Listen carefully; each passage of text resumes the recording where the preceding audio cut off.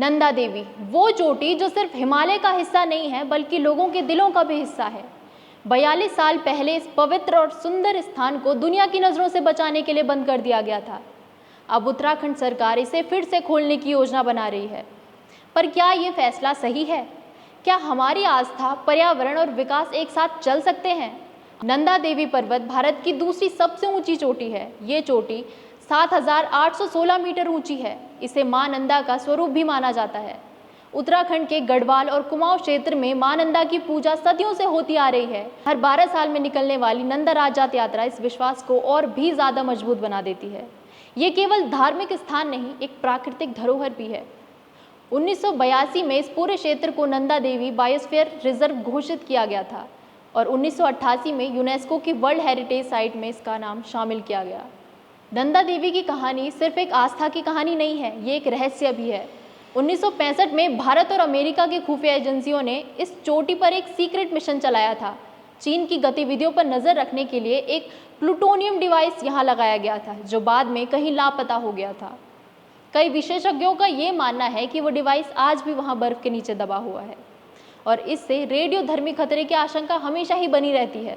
इस खतरे के अलावा पर्यावरण पर बढ़ते दबाव और कचरे की वजह से 1983 में इस क्षेत्र को पूरी तरह से बंद कर दिया गया था। 2025 में सरकार इस क्षेत्र को फिर से आंशिक रूप से खोलने का विचार रख रही है। पर्यटन, रोजगार और अंतर्राष्ट्रीय मान्यता, ये 3 मुख्य वजहें बताई जा रही हैं।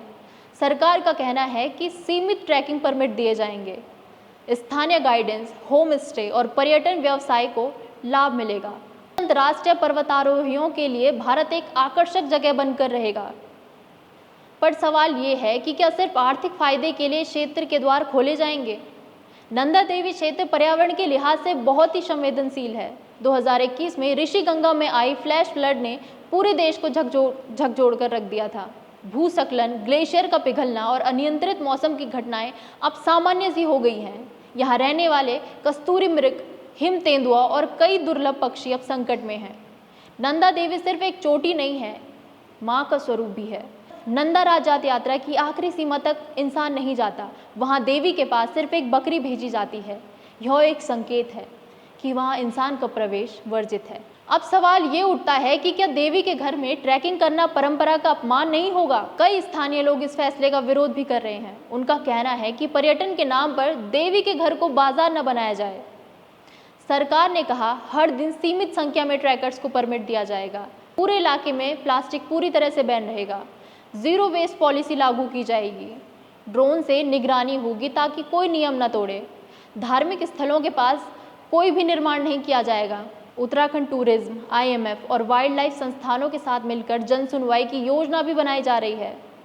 WII और GB पंत के संस्थान ने एक सुझाव दिया है, पहले एक ट्रायल किया जाए। इसका मतलब है कि कुछ गिने चुने ट्रैकर्स को भेजकर देखा जाए ताकि ये जाना जा सके कि पर्यावरण पर क्या असर होता है। इसके अलावा एक समाधान और है, वर्चुअल टूरिज्म। आज की तकनीक से लोग घर बैठे पर्वतारोहण जैसे अनुभव कर सकते हैं। इससे ना तो कोई आस्था को ठेस पहुंचती है और ना ही प्रकृति को कोई नुकसान। लाहौल, स्पीति और सिक्किम जैसे क्षेत्रों में यह प्रयोग सफल हो चुका है। सोशल मीडिया पर इस मुद्दे पर जमकर चर्चा हो रही है। ट्विटर पर #SaveNandaDevi ट्रेंड कर चुका है। Change.org पर हजारों लोगों ने इस फैसले के खिलाफ याचिका साइन की है।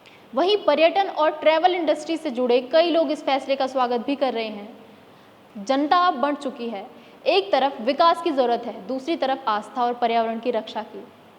नंदा देवी सिर्फ एक पर्वत नहीं है, वो हमारी पहचान है। हमें रोजगार चाहिए, पर्यटन चाहिए, पर प्रकृति और आस्था की कीमत पर तो बिल्कुल भी नहीं।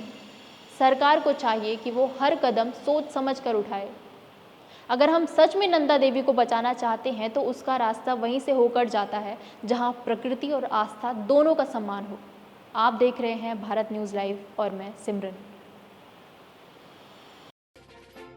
भारत न्यूज़ लाइव से जुड़ने के लिए इसे लाइक, सब्सक्राइब और बेल आइकन दबाएं।